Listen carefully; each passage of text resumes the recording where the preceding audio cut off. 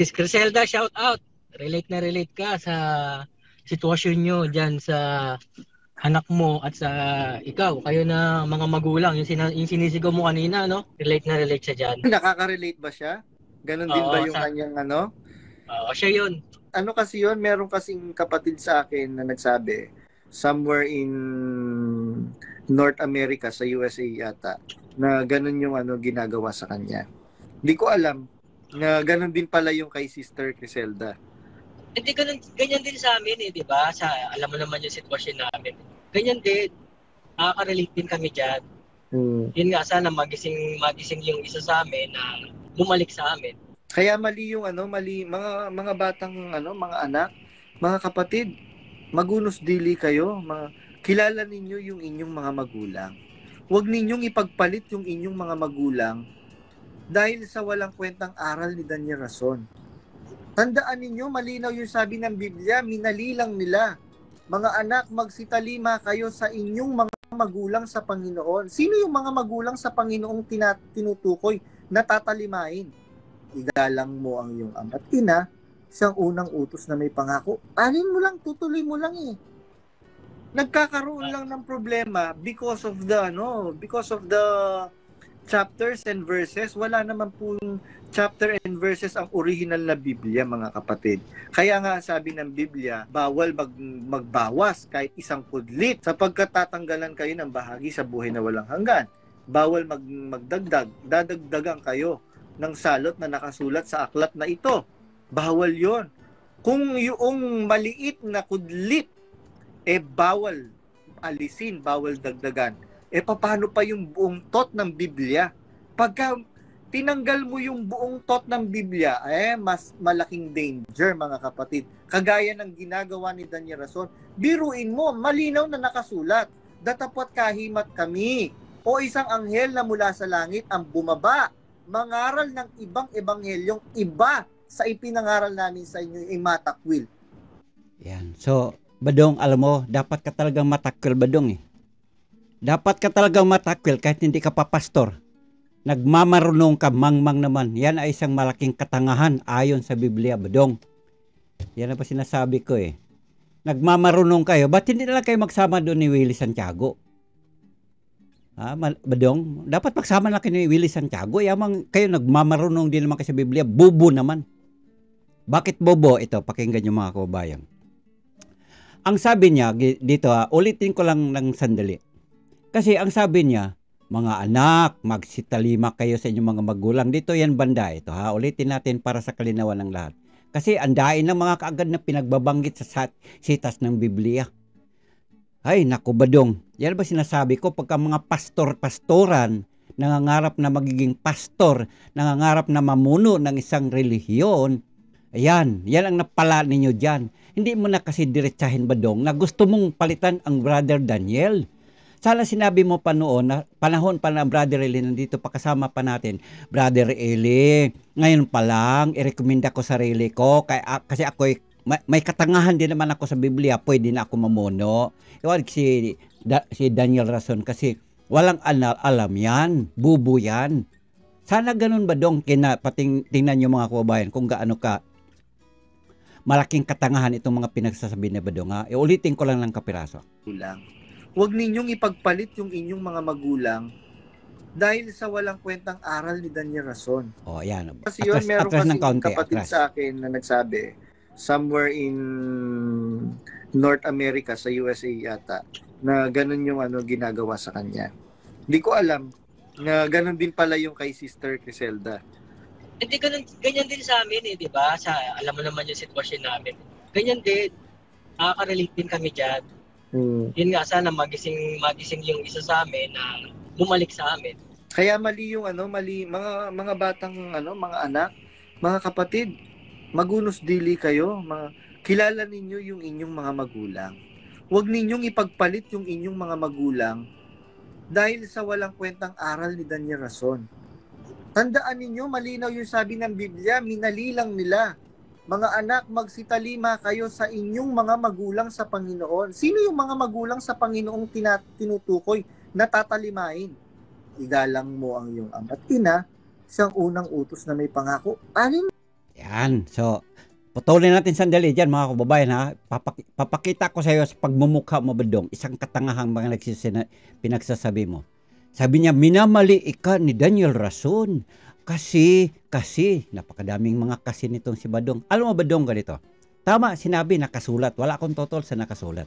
Magsitalima kayo sa inyong mga magulang sa Panginoon. Badong, tandaan mo, magulang sa Panginoon. Yung ating mga magulang, literal, tatay at nanay natin, magulang natin sa laman yan. Pagka ang ating mga magulang, kabahagi natin sa pananampalataya, lahat na yan, magulang natin sa Panginoon. Ang Brother Eli, magulang yan sa Panginoon. Lahat ng mga may katandaan na sa ating edad, lalo na dito sa samahan ng MCGI, yun po ay magulang na po yan sa Panginoon. Badong, yan ay magulang sa Panginoon, kahit man sabihin sila ay literally magulang maging sa laman. Pero dahil kaisa sa pananampalataya, magulang na rin po yan sa Panginoon. Huwag mong idikdik dyan na minamali lang ni Daniel Rason.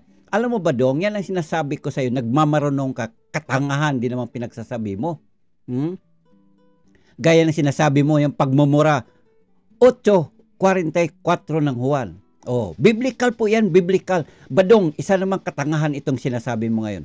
Yun nga, sinasabi ko sa iyo, saan sa Biblia yung sabihin mong potang ina mo Daniel Rason? Saan sa Biblia yan? Animalis ka, Badong eh. Saan sa Biblia yan? Tapos sasabihin mo, biblical. Biblicalin mo yung mukha mo, Badong. Sasabihin mo, minamali ni Daniel Rason. Alin niya ang binamali? Puro lang kayo kasi hearsay. Pakita mo katibayan. Kung ganun nga ang pagkasabi, kita mo ako, Badong, bawat salita ko, ayon sa pinagkukuda-kuda ng bibig mong may kabaklaan. Correct. Ang ating mga magulang sa laman, talagang magulang natin yan totally. Yan ay unang utos na may pangako.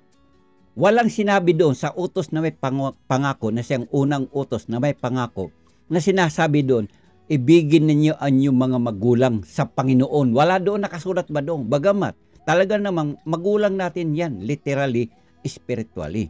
Pagkakasama na natin sa pananampalataya or tayo kasama sa pananampalataya sa loob ng kapatiran, lahat yan, magulang natin yan sa Panginoon, kapatid natin sa Panginoon, kahit sino man na naging kapananampalataya. Nagets mo na, Badong, ang katangahan mo? Mag-aral ka pa ng kaunti, Badong, ng grade 1. Balik ka ulit sa grade 1. Nagmamarunong ka na may katangahan kay. Biblically po yan, mga kabayan. Biblical po yan. 8:44 ng Juan. Potang ina mo, Daniel Rason. Tapos ngayon naman, ito naman, naulit na naman ulit. Ibigin na niyo yung mga magulang sa Panginoon. Magsitalima kayo sa inyong mga magulang sa Panginoon. O yan, ang linaw, Badong. Mas malinaw pa yan sa mga kasama mo, Badong. Yan ang hirap kasi nagmamarunong. Tapos ngayon, nangangarap kasing mamuno sa MCGI. Tapos ganyan palang paliwanag mo. Tapos sasabihin mo, minamali ni Daniel Rason. Naku, Badong. Tama-tama nga, eksakto yung pagkasabi na nasapian na kayo ng 10 demonyo, isa doon tatay mo. Kaya minamali na ang lahat ng mga tama. Ha, Badong? Pakita mo prueba na minamali ni Brother Daniel. Ito, ngayon. Tama, magsitalima kayo sa inyong sa inyong mga magulang sa Panginoon. Sa Panginoon. Ha, Badong? Bagamat yan ang ating mga magulang sa ating tunay na buhay, sila ay ating magulang sa laman. Ngayon, sa mga hindi nating kapatiran, sila ay mga magulang sa laman. Once na yung buong pamilya maanib, or kahit man hindi maanib, kahit man ang anak maanib sa loob ng kapatiran, tinatawag na Panginoon sila po'y Panginoon, sila po'y mga magulang sa Panginoon, lahat ng mga nakakatanda. Sila po'y ating kapatid sa Panginoon. Sarap mo salpakan ng ng mais, Badong eh. Tutuloy mo lang eh. Okay nga, itutuloy mo lang eh. Itutuloy mo lang eh. Saan doon? Malinaw, sila sabi, magsitalima kayo sa inyong mga magulang sa Panginoon. Wala namang sila sabi doon, magulang sa laman. Yan ang hirap sa Badong eh. Kaya ikaw Badong, pagka dito ka dadaan sa aking pag-reaksyon, hindi makakalusot yung mga kabulastugan ninyo. Ba't hindi na lang kayo magsama ni CJ Perez? Yamang nangangarap pala kayo magiging pastor eh. Ha? Tapos sabihin nyo, ito na po yung kaligtasan sa lahat. Ang aming iglesia ni Badong at iglesia ni CJ Perez. Pagkatapos, ganyan ang uri ng pananampalataya nyo. Ganyan ang uri ng pangangaral nyo. Ako Badong, hindi ako nakaranas na manggagawa. Subalit, dahil sa tagal kong nakikinig kay Brother Eli, naunawaan ko kung paano ang mga linyahan diyan sa Biblia. Kung nakalagay diyan Badong, magsitalima kayo sa inyong mga magulang sa laman, pwede mong ipagitgitan. Mali ang Brother Daniel, kasi magulang sa laman. Malinaw doon, ikaw na nga nagbanggit doon eh. Kandaldalan mo Badong, sarap mo talaga iuntog yung ulo mo Badong dyan sa pader para matauhan ka sa mga kabulastugan mo eh. Nagkakaroon lang ng problema because of the chapters and verses. Wala naman pong chapter and verses ang original na Biblia, mga kapatid. Kaya nga sabi ng Biblia, bawal magbawas kahit isang kudlit, sapagkat tatanggalan kayo ng bahagi sa buhay na walang hanggan. Tatanggalan ka talaga ng buhay sa walang hanggang Badong, at matagal na mula ka na nagwala diyan. Mula ka na nagrebelde sa MCGI. Wala na karapatan mo sa ikaliligtas. Wala na Badong. Hinuhusgahan na kita ngayon Badong. Wala na. Kasi kitang-kita naman sa galawan mo eh. Malinaw na eh. Diba? Pagka mga ganyan ang tapuan sa pananalita Badong, lalo na mga kasinungalingang mga pagkasalita, wala na Badong. Talagang kitang-kita ayon sa Biblia. Wala ka nang mapupuntang ikabubuti mo Badong, kundi doon ka na sa naglalagablab na dagat-dagatang apoy.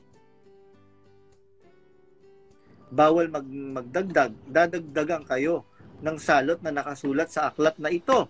Bawal yon. Kung yung maliit na kudlit, bawal alisin, bawal dagdagan. Paano pa yung buong tot ng Biblia? Pagka tinanggal mo yung buong tot ng Biblia, mas malaking danger, mga kapatid. Correct. Malaking danger. Kaya ikaw Badong, napakalaking danger. Malaki pa sa pagkatao mo Badong. Tandaan mo Badong, ang bawat hagkis na mga pananalita kung ating mabasa sa Biblia, dapat doon mo intindihin. Ha? Mga magulang sa Panginoon, tandaan mo Badong. Tapos igigit-gitan mo, yan dapat magsitalima kayo sa inyong mga magulang sa Panginoon. Kaya ito namang si Dahil Truth, sinasakyan naman ang kalokohan nitong si Badong. Nakalagay dito, anak, pinagpalit ang magulang, walang kwintang aral ni Daniel Rason.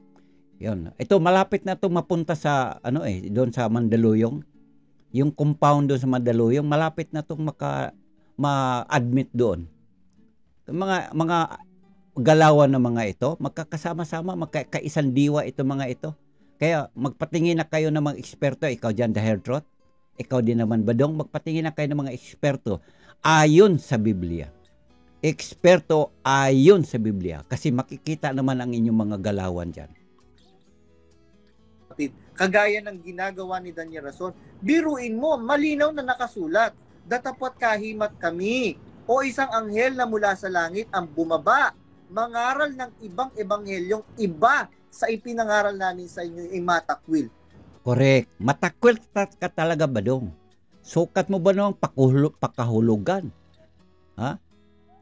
Anak, ipinagpalit ang magulang sa walang kwentang aral ni Daniel Rason. Minamali kasi ni Daniel Rason. Minamali kasi. Malinaw ang nakasulat. Magsitalima kayo sa inyong mga magulang sa Panginoon. Correct. Ay bakit? Pagka nandito ba sa loob ng MCGI, di ba mga magulang natin yan sa Panginoon?